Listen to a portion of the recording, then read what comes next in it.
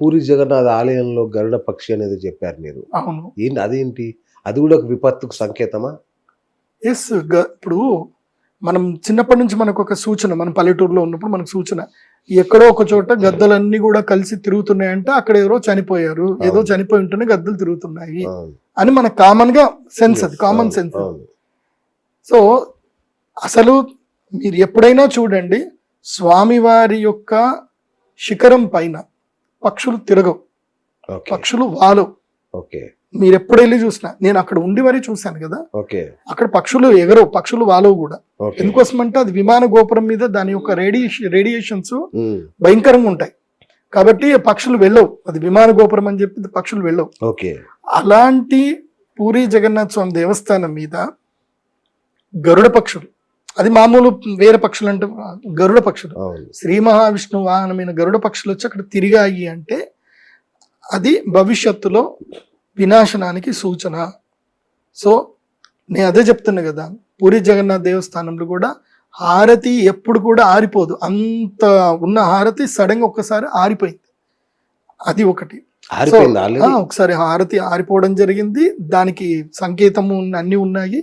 దీనికి ఏంటంటే దేవ ప్రశ్న అని ఒకటి ఉంటుంది, అది వేసేవాళ్ళు చాలా తక్కువ మంది. ఓకే. మేము ఆల్రెడీ ఆ దేవ ప్రశ్న వేసి ఎందుకు ఇలా జరిగింది, ఇప్పుడు నేను అది కూడా ప్రెడిక్ట్ చేశాను. పోయిన సంవత్సరము పూరి జగన్నాథ స్వామి యొక్క ఆలయం మీద ఉండేటువంటి జెండాను గరుడ పక్షి ఒక 3 రౌండ్లు తిరిగి సముద్రం వైపు ఎత్తుకొని పోయింది. అది ఎందుకు జరిగింది అని చెప్పినప్పుడే నేను క్లియర్ చెప్పాను, రాబోయే సమయంలో మత కల్లోలు ఎక్కువగా ఏర్పడతాయి, మతానికి సంబంధించిన హత్యలు ఎక్కువగా జరుగుతాయి, కాబట్టి అందరూ శాంతనంగా ఉండండి, అది ఏమైనా జరగవచ్చు అని చెప్పాను. నేను ఏప్రిల్ 1వ తారీఖు 2వ తారీఖు చెప్పాను, ఏప్రిల్ 22వ తారీఖు 14వ తారీఖు, డేట్ ఐడియా లేదు. అప్పుడు ఇక్కడ మన జమ్మూలో పహల్గామ్ ఇష్యూ జరిగింది, భయంకరంగా పహల్గామ్ ఇష్యూ జరిగింది. సో అది ఎందుకు జరిగింది అని అంటే సంకేతం ఆల్రెడీ భగవంతుడు చెప్పాడు, మతోన్మాదం పెరుగుతుంది. ఇప్పటికీ మతోన్మాదం పెరుగుతుంది. ఇది మనమందరం కూడా చూడాలి. ఈ మతోన్మాదం తగ్గించగలిగితే మనమే తగ్గించాలి. మనం తగ్గించాలంటే అర్థమైంది, ఐకమత్యంగా ఉంటేనే తగ్గుతుంది, లేకపోతే ఎవడికి వాడు నాకేం సంబంధం లేదు, పక్కింటోడికి ఏమైతే నాకు సంబంధం లేదంటే రేపు నీ ఇంట్లోకి వస్తాను. అది కరెక్ట్ గా ఆలోచన చేసుకోవాలి తప్ప మీడియా పూర్వకంగా ఎక్కువ చెప్పలేను.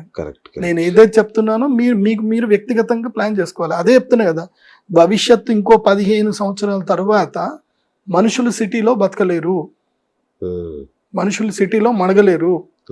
సో ఎక్కడైతే మూకుమ్మడి దాడులు చేయడానికి అవకాశం ఎక్కువ ఉంటుందో అక్కడ ఎక్కువగా మూకుమ్మడి దాడులు జరుగుతాయి. అందుకే భవిష్యత్తు ఏం జరుగుతుందంటే సపరేట్ కాలనీస్ తయారవుతాయి, సపరేట్ కమ్యూనిటీస్ తయారవుతాయి.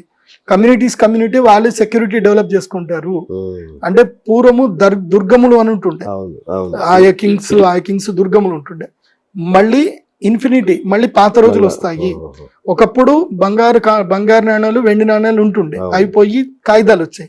ఈ సంవత్సరం నుంచి ఏంటంటే కాగితాలు పోయి బంగారు నాణ్యాలు వెండి నాణ్యాలు, తర్వాత డిజిటల్ కరెన్సీ వస్తుంది. ఈ సంవత్సరం నుంచి అది ప్రారంభం. పరాభవన సంవత్సరం నుంచి మార్పులు మొదలవుతాయి. కాబట్టి ఈ మార్పులకి మీరు సిద్ధం అవ్వాలి, ఈ మార్పులకు తగ్గట్టుగా మీ మైండ్ సెట్ ని మార్చుకోవాలి, మార్పులకు తగ్గట్టుగా నేర్చుకోవాలి. యుద్ధ భయాలు ఏమైనా ఉన్నాయి గురుగారు ఈ సంవత్సరం? అంతర్యుద్ధమే, బహిర్యుద్ధం లేవు. ఎందుకోసం అంటే పిరికోడ్ ఎప్పుడైనా చాప కింద నీరు లాగానే వస్తాడు. కరెక్ట్. సో పిరికోళ్ల యుద్ధమే ఇది. ఇది ధైర్యవంతుల యుద్ధం కాదు, మొత్తం పిరికోళ్లే. ఈ పిరికి సన్నాసులు అందరూ కూడా ప్రజల్లో కలుస్తారు, మంచి వాళ్ళలాగుంటారు, అంతర్యుద్ధానికి తెరదీస్తారు. కాబట్టి వాళ్ళని పసిగట్టడం కష్టం. మన దేశంలోనే ఇది, మన దేశమే. వేరే దేశాల్లో చట్టాలు చాలా గట్టిగా ఉన్నాయి. మీరు చైనా పోండి, ఎవడు దేశానికి విరుద్ధంగా ఒక్కోడు మాట మాట్లాడినా వాడి పని అయిపోతుంది. ఇజ్రాయెల్ వెళ్ళండి, ఇజ్రాయెల్లో వాళ్ళు ఎంత దేశభక్తితో ఉంటారు. అదే మీరు రష్యా వెళ్ళండి. అందుకే మన భారతదేశస్తుని చైనీస్ కానీ తర్వాత వేరే కంట్రీస్లో ఐఎమ్ ఫ్రమ్ ఇండియా అని అంటే దే వోంట్ రెస్పెక్ట్. ఎందుకంటే మీ దేశం మీద మీకు భక్తి లేదయ్యా, మీ దేశం మీద గౌరవం లేదు. మీ దేశంలో ఉంటూ మీ దేశంలో అన్నం తింటూ మీ దేశానికి ద్రోహం చేస్తారు. వేరే దేశం వాడికి జిందాబాద్ అంటారు. మీ దిక్కుమాలిన దేశం. మీ దేశం లోపలికి బ్రిటిషర్స్ వచ్చారు, మా దేశంలోకి వచ్చారు అని గట్టిగా అడుగుతాడు. చైనా వాడదే గట్టిగా అడుగుతాడు. ఏం సమాధానం చెప్తారు? చెప్పలేరు. కరెక్ట్. బ్రిటిష్ వాడు చైనాలో దూరలే, అంతేగా. జపాన్ లో దూరలే. ఎందుకు వాడు దూరలే? ప్రపంచం అంతా వెళ్ళాడు కానీ అక్కడికి వెళ్ళా. అమెరికా కూడా కొట్టాడు కానీ వాడు చైనా వెళ్ళాలా. వెళ్ళిపోయాడు. అవును. అందుకే ఈ మన భారతదేశంలో ఇప్పటికైనా అందరూ కూడా మెలకువ అవ్వాలి. ఆర్థిక స్థితిగతుల మీద అందరూ పట్టు సాధించాలి. రైట్. మనం ఎవరికి డబ్బులు ఇస్తున్నాం అనే దాని మీద కూడా మన ఆలోచన కరెక్ట్గా ఉండాలి. మనం అపాత్ర దానం చేయడం, అపాత్ర దానం అంటే అర్థం ఏంటంటే వాళ్ళకి డబ్బులు ఇస్తే మనని చంపడానికి మనమే వాళ్ళకి ఫండింగ్ ఇస్తున్నట్లు లెక్క. Correct. సో వాళ్ళకి డబ్బులు ఇవ్వకండి, ఆ పిరికి పందలకు మీరు డబ్బులు ఇవ్వకండి. ఆ పిరికి పందలు చేసే పని అదే ఉంటుంది. మనం ఇచ్చే డబ్బులతోటే మన ఇంట్లో బాంబులు పెడతారు. కాబట్టి పిరికి పందలకు డబ్బులు ఇవ్వకండి అని చెప్తాను. రైట్. మన తెలుగు రాష్ట్రాల్లో రాష్ట్రపతి పాలనకి ఏమైనా అవకాశం ఉందా? లేదు, ఛాన్సే లేదు. తెలుగు రాష్ట్రాలకు రాష్ట్రపతి పాలన ఛాన్సే లేదు. కాకపోతే నేను తెలుగు రాష్ట్రాల్లో ఉండే వాళ్ళకి ఏం చెప్తానంటే, ముఖ్యంగా భాగ్యనగరానికి చుట్టుపక్కల ఉండే వాళ్ళకి ఏం చెప్తాను అంటే, భూములు అమ్ముకోకండి. ఓకే. ఇంకో 2 ఏళ్ళు భూములు అమ్ముకోకండి. ఇంకొక రెండేళ్ల తర్వాత 2027 కూడా కాదు, అదే 2027 మీకు ఆగస్ట్ అనుకోండి. 15 ఆగస్టుకి ఎర్రకోట మీదకించి ఒక అద్భుతమైన న్యూస్ వస్తుంది భాగ్యనగరానికి సంబంధించి. ఓకే. ఆ న్యూస్ అయితే నాగ్పూర్ గురించి అని రావచ్చు, లేదంటే భాగ్యనగర్ గురించి అని రావచ్చు. దేవుడా, అంటే చేస్తున్నారనమాట అయితే. ఎస్. సో అది ప్రకటన వచ్చింది అనుకోండి, అసలు భాగ్యనగరం రూపురేఖలు మొత్తం మారిపోతుంది. ఇంకా కానీ తెలంగాణ భవిష్యత్తు దెబ్బతింటది కదా గురుగారు. ఎందుకు? ఇంకా పెరుగుతుంది. ఏమవుతుంది? అంత అద్భుతం జరుగుతుంది. సో భూములు అమ్ముకోకండి. ముఖ్యంగా భాగ్యనగరానికి 50 కిలోమీటర్ నుంచి 100 కిలోమీటర్ రేడియస్, అంటే ORR నుంచి ఔటర్ రింగ్ రోడ్ నుంచి 50-100 కిలోమీటర్ రేడియస్ లో చుట్టూ కూడా ఎక్కడ భూములు అమ్ముకోకండి, దాచిపెట్టుకోండి. ఉన్నాయి, ఇంకో 2.5 ఏళ్ళు ఓపిక పెట్టండి, మీ గుడ్ న్యూస్ వస్తుంది. అది లైఫ్ మారిపోతుంది. ఎందుకోసమంటే ఢిల్లీలో ప్రజలు బతకలేరు. కష్టం అండి, అయిపోయింది, ఇప్పటికే చాలా కష్టంగా ఉంది అక్కడ. సో ఢిల్లీలో ప్రజలు బతకలేరు. ఇక రాజకీయ తీరుతెన్నులు మారుతున్నాయి. కాబట్టి తీరుతెన్నులు మారాలి అన్నా, ఏది జరగాలి అన్నా అయితే నాగ్పూర్ లేదంటే భాగ్యనగరం, ఈ రెండిట్లో ఏదైనా ఒకటి కంపల్సరీ ఇండియాస్ క్యాపిటల్ అవుతుంది. యూనియన్ టెరిటరీకి వెళ్ళిపోతుంది, క్యాపిటల్ కూడా అవుతుంది. ఇంకా విమాన ప్రమాద హెచ్చరికలు కానీ ప్రకృతి ఉత్పాతాలు కానీ ఏమైనా ఉన్నాయా గురుగారు? ఓవరాల్ గా ఏం చెప్పి ఏం ప్రయోజనం? చెప్తే ఎవడన్నా జాగ్రత్త పడతాడా? ఏమో చెప్పలేం. మీ వాక్కు ఫలించి ఎవరన్నా జాగ్రత్త, ఏ కంపెనీ వాడన్నా జాగ్రత్త పడతాడేమో. మనకి నెగిటివ్ న్యూస్ వద్దు. అంతే, ఆల్రెడీ చాలా ఓకే చెప్పాను. బాగుపడే న్యూస్లు చెప్పుకుందాం. నెగిటివ్. రైట్. ఈ 2026 సంవత్సరంలో పట్టిందల్లా బంగారం అయ్యే ఒక 3 రాశుల పేర్లు చెప్పండి. 2026 సంవత్సరంలో నేనైతే అందరికి బాగుందనే చెప్తాను. ఓకే. కానీ కొన్ని రాశులు ఏవైతే ఉన్నాయి అంటే జ్యోతిష్ శాస్త్ర ప్రకారంగా చెప్పాల్సిన రాశులు అయితే కొన్ని ఉంటాయి. ఓకే. అందులో జూన్ వరకు ఒకటి చెప్తాను. జూన్ వరకు అన్ని రాశులకు చెప్పేస్తాను, మీరు అన్ని రాశులు చూసుకోండి. ఓకే. జూన్ వరకు టాప్ 5 రాశులు ఏవైతే ఉన్నాయో అందులో వృషభ రాశి, తులారాశి, సింహరాశి, ధనస్సు రాశి, కుంభరాశి. జూన్ 3వ తారీఖు వరకు వీళ్ళకి అద్భుతంగా ఉంది. జూన్ 3వ తారీఖు తర్వాత ఎవరెవరికి లక్ బాగుంది అని అంటే ఇంకా వీళ్ళ లైఫ్ టైం ఆపర్చునిటీస్ వీళ్ళందరికీ. ఓకే. అందులో నంబర్ 1లో ఉండేది ఎవరు అని అంటే గనక మిథున రాశి వాళ్ళు.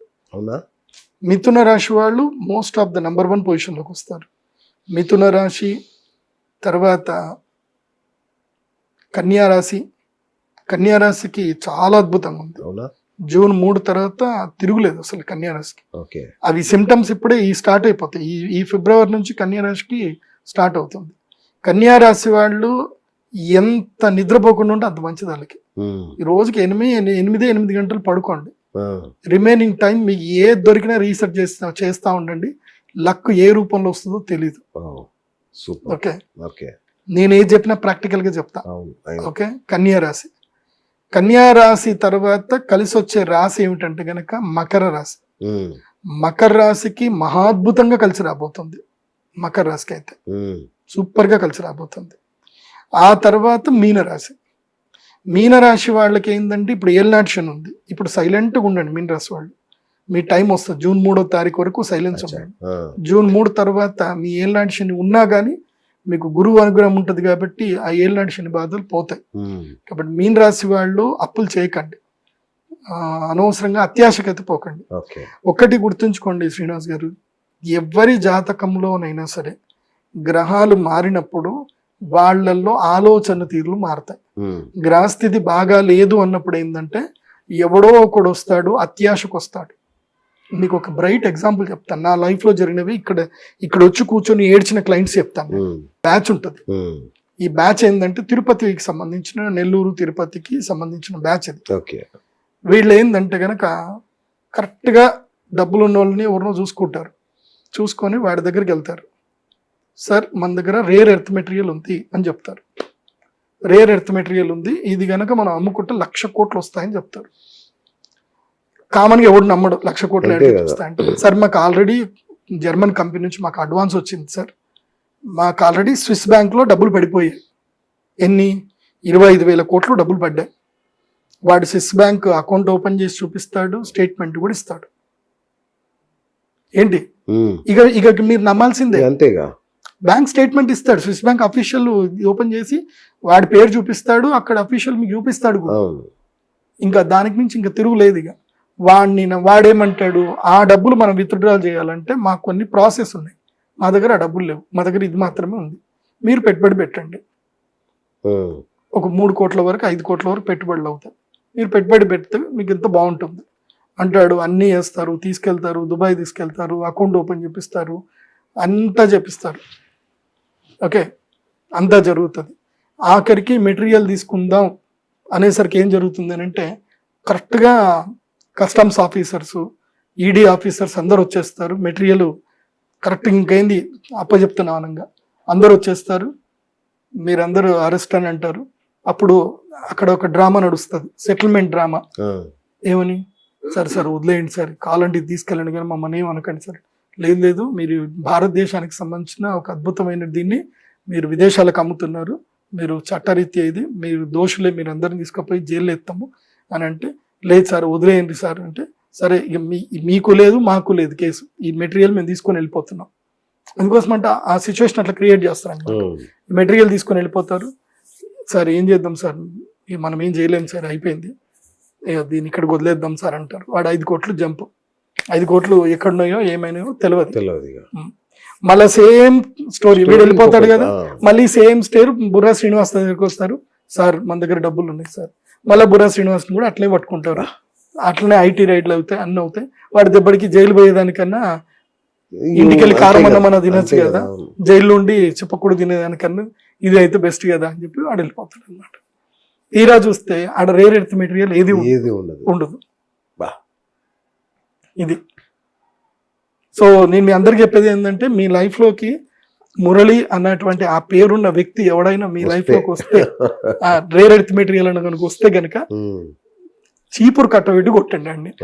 ఓకే, అది ఎవరో కాదు, నేను వాళ్ళ పేరు చెప్పకూడదు కానీ, బాధితుడి పేరు చెప్పకూడదు కానీ, is the big one, big star. అట్లాంటి వ్యక్తి నా దగ్గరికి వచ్చి బాధపడ్డాడు.